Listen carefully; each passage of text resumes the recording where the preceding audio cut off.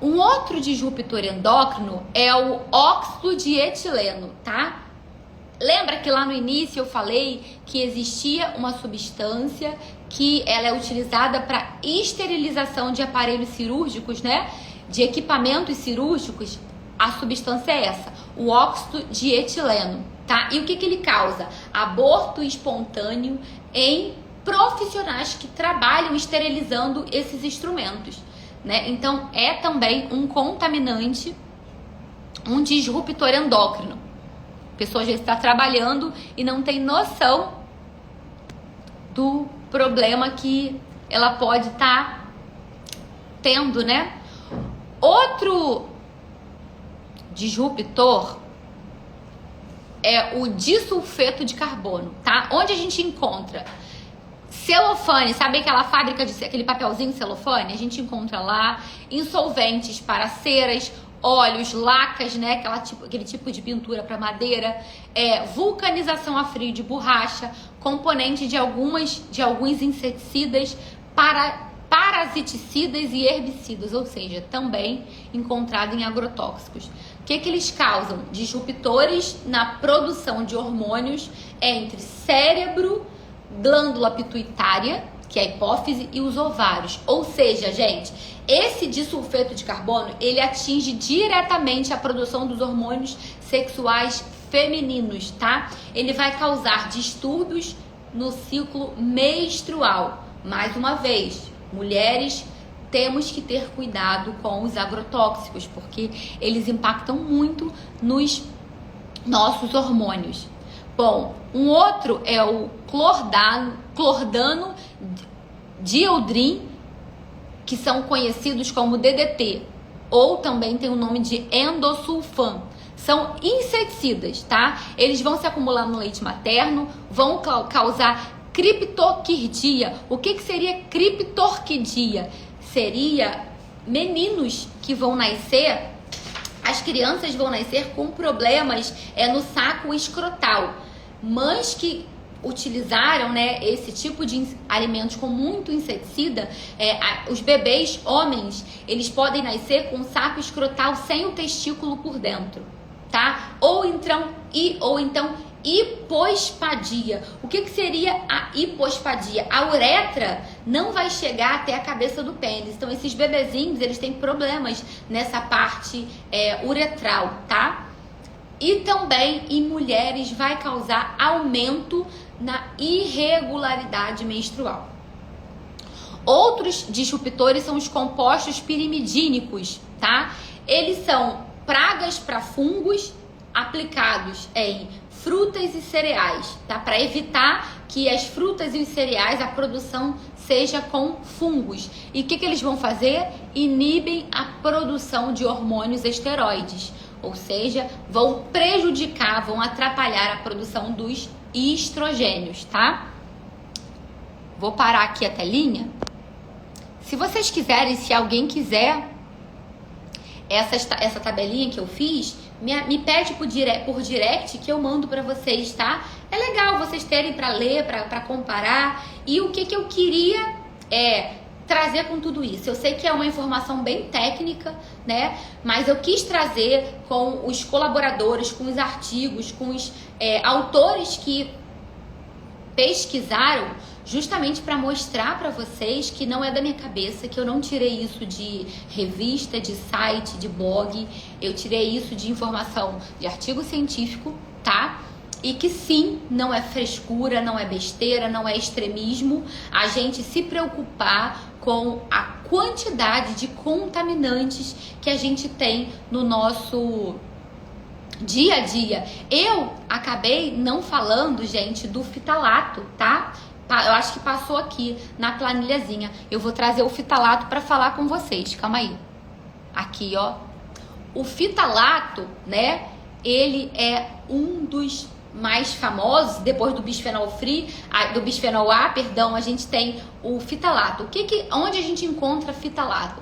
O fitalato é muito encontrado nos cosméticos, tá? Em verniz, também inseticida. E ele é utilizado também em tubos PVC, tá? Em canos ele é utilizado, o fitalato, em embalagem de alimento, sabe? Aquelas embalagens que a gente pede quando pede iFood, quando vai em fast food, que vem as batatinhas, que vem o hambúrguer, aquelas caixinhas que vem por dentro, tipo como se fosse um papel, mas na verdade ele é meio plástico, meio brilhoso. Aquela coberturinha ali, daquelas caixinhas de comida, é chamada de fitalato, tá? E o fitalato, ele reduz a qualidade do espermatozoide.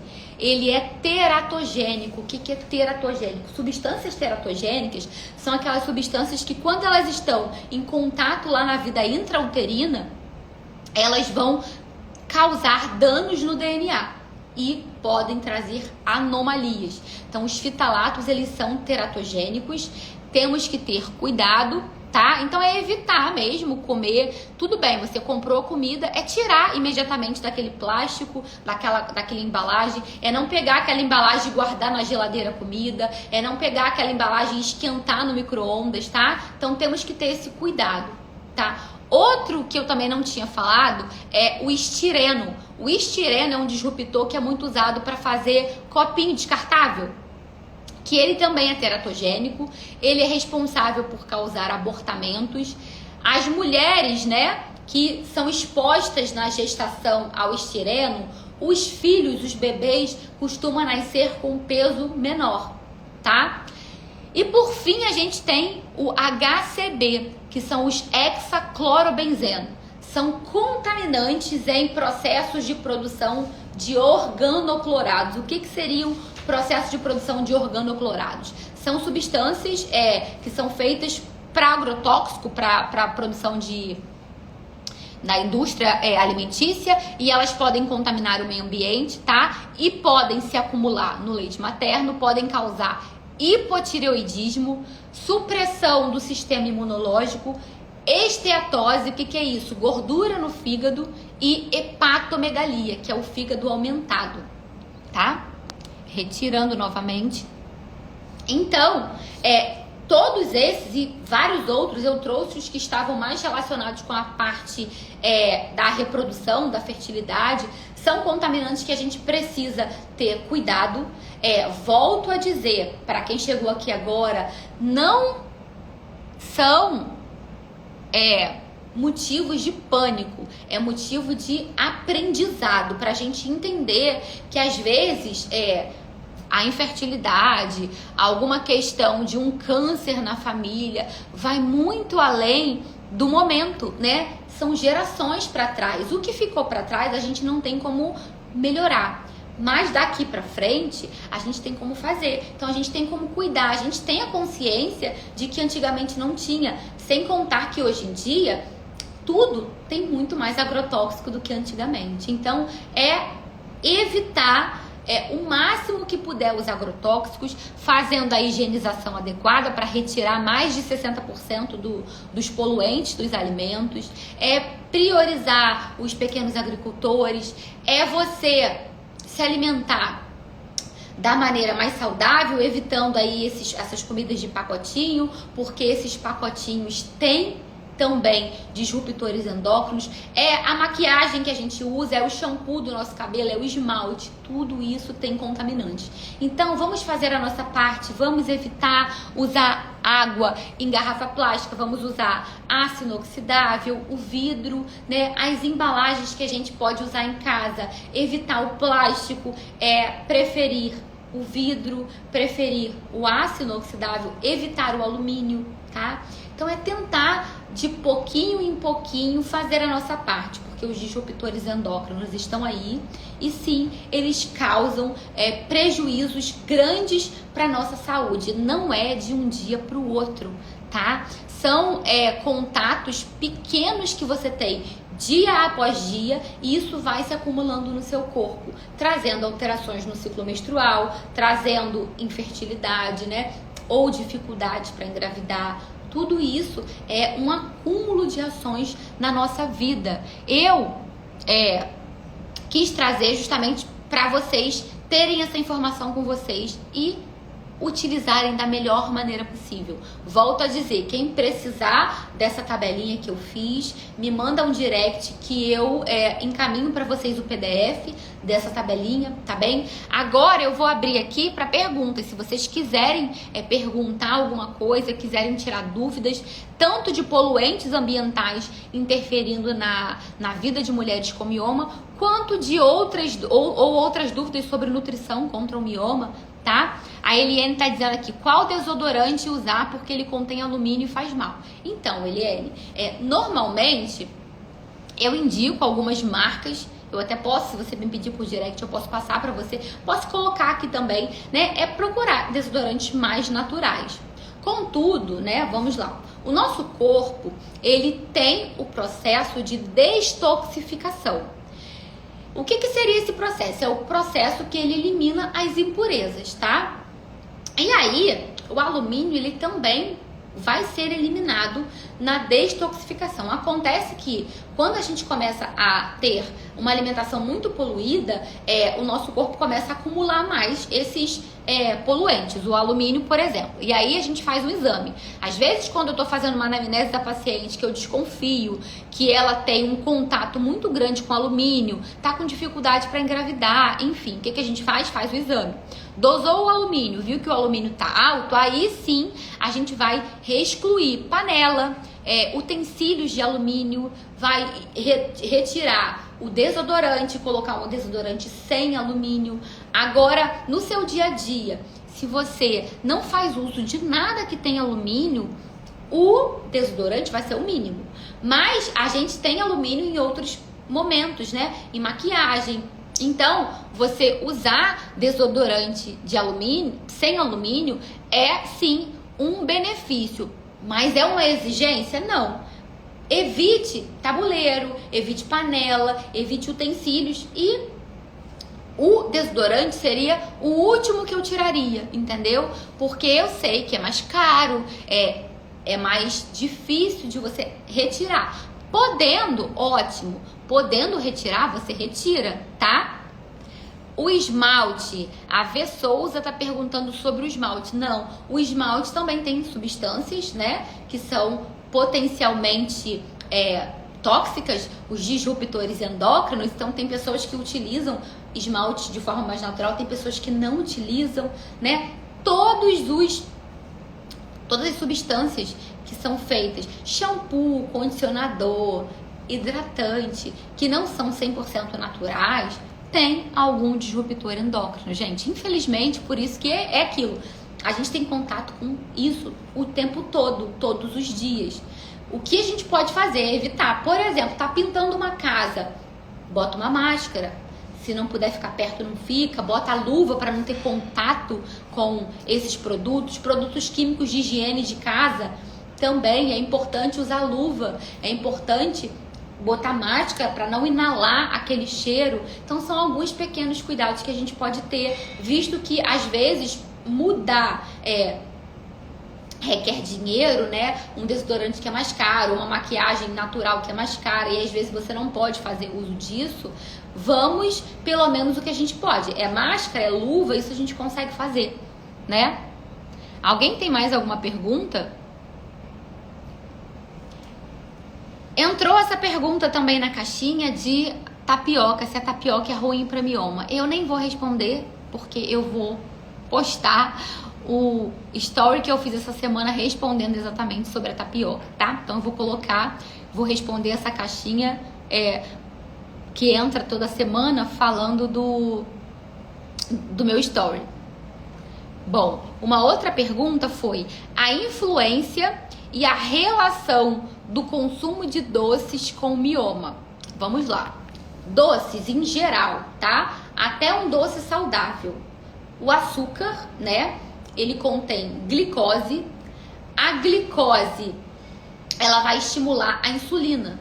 A insulina é o hormônio que é responsável por pegar a glicose e levar para dentro das células. Quando a gente consome muito açúcar, muitas vezes essa insulina tem que ser produzida mais e mais vezes para poder dar conta desse processo. A insulina pega a glicose e leva para dentro da célula. E aí você come muito açúcar, tem que produzir muita insulina. Acontece que a insulina é um hormônio que também ela é responsável pelo aumento de gordura. Então comer muito açúcar também vai gerar a produção de gordura. E aí a insulina aumentada, ela estimula a produção de estrogênio, que é um hormônio que alimenta o tumor, né? O tumor benigno, mas é um tumor, que é o mioma. Então, sim, o excesso de açúcar, doces, faz, sim, estímulo de insulina que favorece o crescimento de mioma. Nunca mais eu posso comer açúcar, nunca mais eu posso comer nada com doce? Não, não é isso, tá?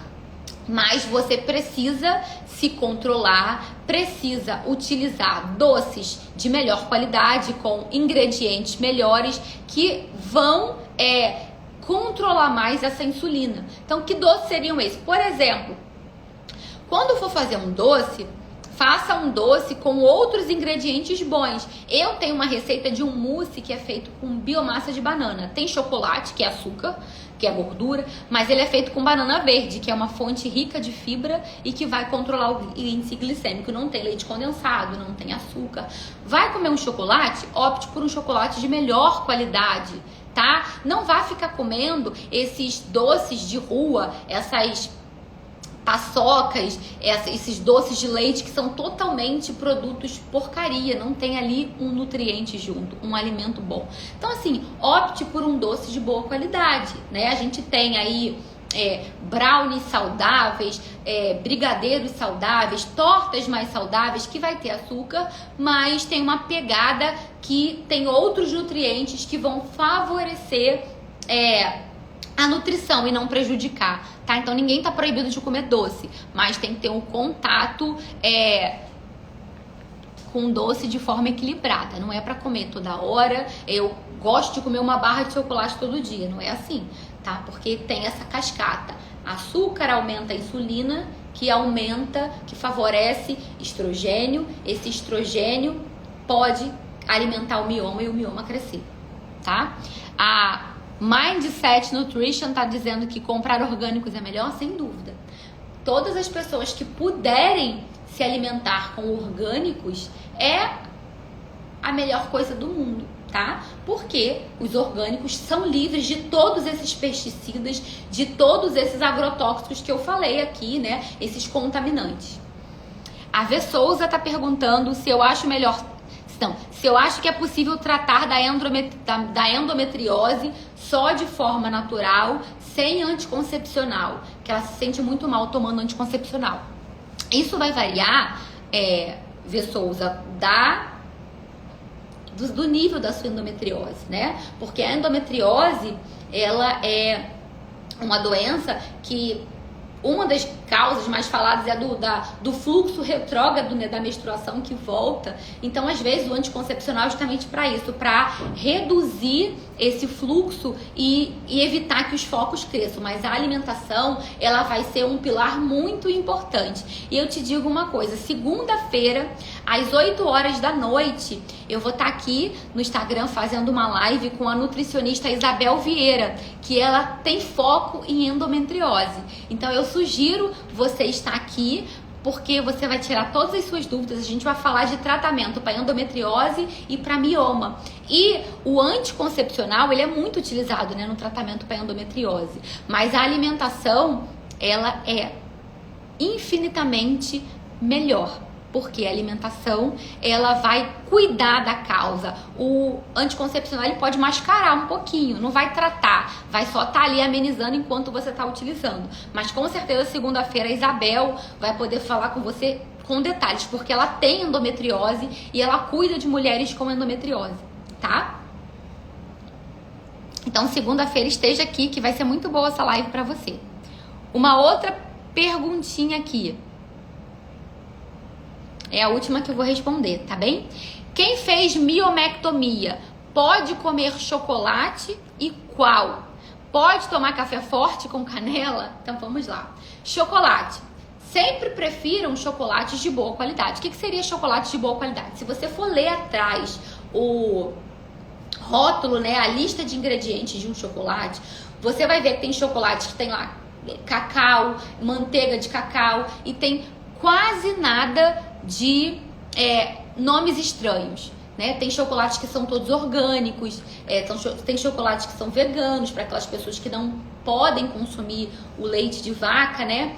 E tem aqueles chocolates que são cheios de aromatizantes, de conservantes, são riquíssimos em açúcar, então a quantidade de cacau mesmo é muito pequena. Ele é rico em gordura, então evitem chocolate branco, evitem chocolates ao leite. É melhor então o chocolate 70% ou mais, porque quanto mais o percentual do cacau, mais natural ele é. E o cacau, ele é rico em polifenóis, que são substâncias antioxidantes legais para o nosso corpo. Então, às vezes, é interessante você comer à tarde, no lanche da tarde, uma banana que você coloca ali um pedacinho de chocolate que vai te dar aquele comfort food, aquela sensação boa de prazer. E você também está consumindo polifenóis antioxidantes que tem no chocolate. Não tô falando de chocolate ao leite, tá? Não tô falando desses chocolates. Então, na hora de escolher, leia o rótulo, opte por chocolates mais amargos, que tem menos açúcar e mais quantidade de cacau, que é uma substância super nutritiva. Tudo bem? E café? Café forte com canela. Eu diria para consumir o café fraco. Eu sempre dou essa sugestão. Consuma o café mais fraquinho, porque aí você coloca uma quantidade um pouco maior, tá? O café mais forte, ele vai ter mais cafeína. O excesso, o café, ele não tá proibido. Ontem, inclusive, quando eu postei mostrando o meu café da manhã, eu fiz questão de postar mesmo o café, porque eu consumo o café de forma adequada. É uma escolha minha. Quem não liga pro café, ótimo não consumir. Mas eu gosto, então eu prefiro no meu momento da manhã, às vezes à tarde, não extrapolo 2 xícaras, prefiro o café mais fraquinho, tá? Sempre coloco canela, porque a canela dá um sabor bom pro café. Para aquelas pessoas que ainda não conseguem tomar o café puro, que precisam adoçar, que precisam usar adoçante ou açúcar, a canela é excelente para ir fazendo essa transição do paladar. Então é importante usar canela. A canela também é termogênica, ela reduz a vontade por doce, mas eu diria que deve ser usado café fraco, não forte.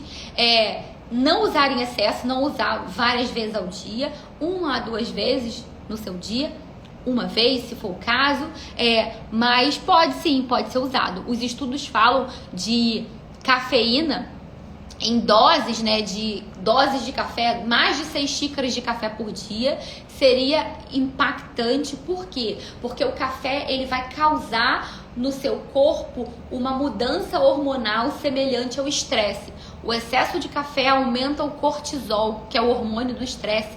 Esse cortisol pode impactar no crescimento de mioma. Então, seria essa mais ou menos a relação do excesso de café com o crescimento de mioma, mas não tá proibido, tá bem?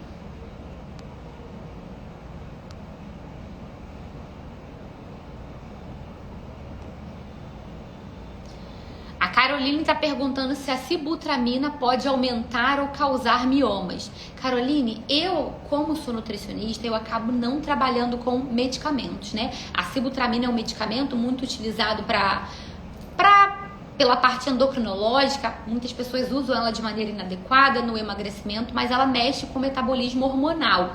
Nunca li nada relacionado, né? Assim como eu já falei aqui da creatina, nunca li nada diretamente relacionado.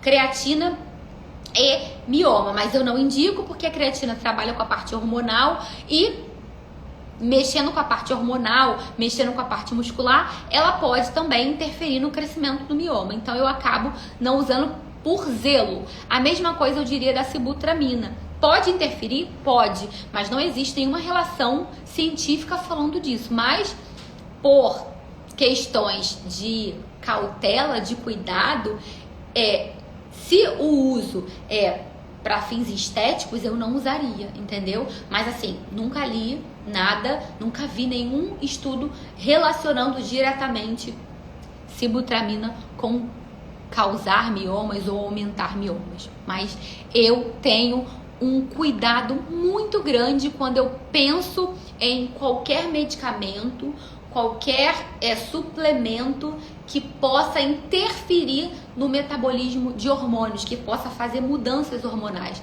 visto que o mioma é um tumor, né, alimentado por hormônios. Então eu tenho esse cuidado, né? É uma cautela minha, tá?